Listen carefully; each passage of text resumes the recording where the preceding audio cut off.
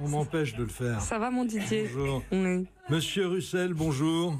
Non. C'est pas comme ça, c'est Gaëtan Roussel, en fait. D'accord, oui, enfin Russell, Bruxelles, est-ce vraiment important? Je suppose qu'il s'agit encore d'un de ces pseudonymes d'artistes dont nos invités sont coutumiers. Je ne suis pas complètement idiot. Je me doute bien que vous ne vous prénommez pas Gaëtan pour de vrai. Gaëtan, c'est un nom de canard, pas d'être humain. Gaëtan le canard, oui, ça fonctionne, alors que Gaëtan Einstein, Gaëtan Gandhi, Gaëtan Mandela, je vous parle même pas de Gaëtan de Gaulle, ça ne marche pas du tout. Le palmipède Gaëtan, le jarre Gaëtan, l'âne Gaëtan, ok, de préférence dans un épisode des aventures de Bécassine, mais pourquoi pas?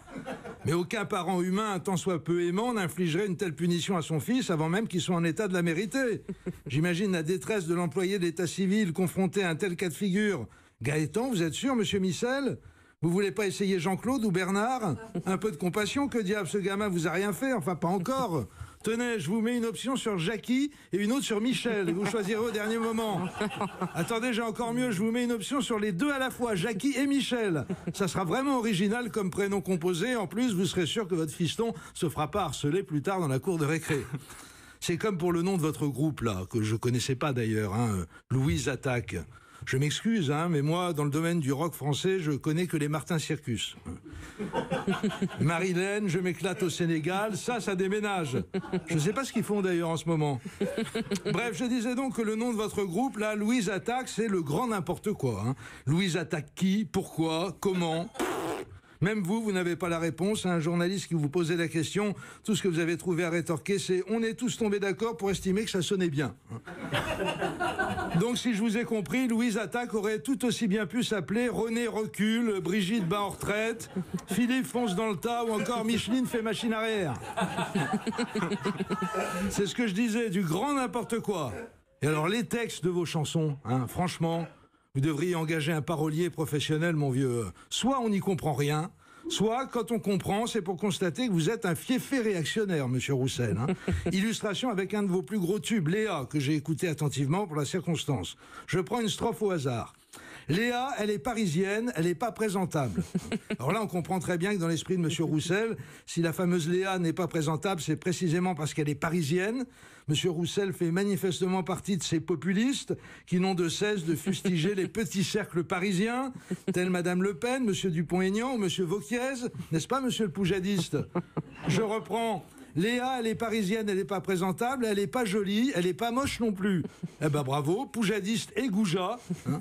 Qui vous êtes pour juger de la joliesse ou pire de la mochitude des dames, qui plus est en les citant nommément dans une chanson? Comment doit-on vous appeler? Monsieur Gaëtan DiCaprio? Monsieur Gaëtan Pitt, peut-être?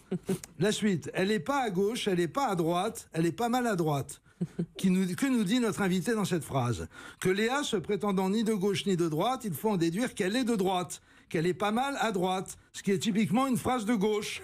Donc après s'être clairement positionné à la droite de la droite avec ses propos anti-parisiens et misogynes en début de la strophe, monsieur Roussel termine la dite strophe sur une phrase typique de la rhétorique progressiste. Vous bouffez vraiment à tous les râteliers, vous, hein. Et alors la suite, c'est pas compliqué, c'est de l'hébreu. Elle l'a pas volé, elle passing shot. On se retrouve à Roland-Garros, on ne sait pas pourquoi. Bon, elle est passe-temps, elle est passable, elle est pas stable, elle est pas partout. Elle dit qu'elle partira ou elle est même pas venue. Alors on termine donc avec une allusion à Frida, la copine de Jacques Brel, dans sa chanson Ces gens-là. N'importe quoi. Alors je sais ce que vous allez me dire, Daphné, que je suis quand même diablement sévère avec Gaëtan Roussel, dont tout le monde admire le talent considérable. Certes, n'empêche qu'avoir du talent n'exclut pas de faire preuve d'un minimum d'amabilité. Et vu que c'est ma dernière chronique ce matin, il aurait pu venir avec un petit cadeau d'adieu, une bouteille de Chambertin ou même un simple corton Charlemagne. Je suis allé vérifier dans sa loge avant de venir en studio, rien du tout, que dalle. Quel manque de délicatesse. Que voulez-vous que je vous dise, hein? C'est comme si moi je quittais le studio en catimini, sans vous remercier chaleureusement, vous Daphné, mais aussi toute votre équipe, sans oublier le public des habitués du studio Merlin, de m'avoir accueilli dans cette excellente émission qu'est Bonjour la France. Salut et fraternité à tous. Oh Didier, il s'est ramolli, ça y est, et il a du rose aux joues. Merci Didier, merci pour cette saison.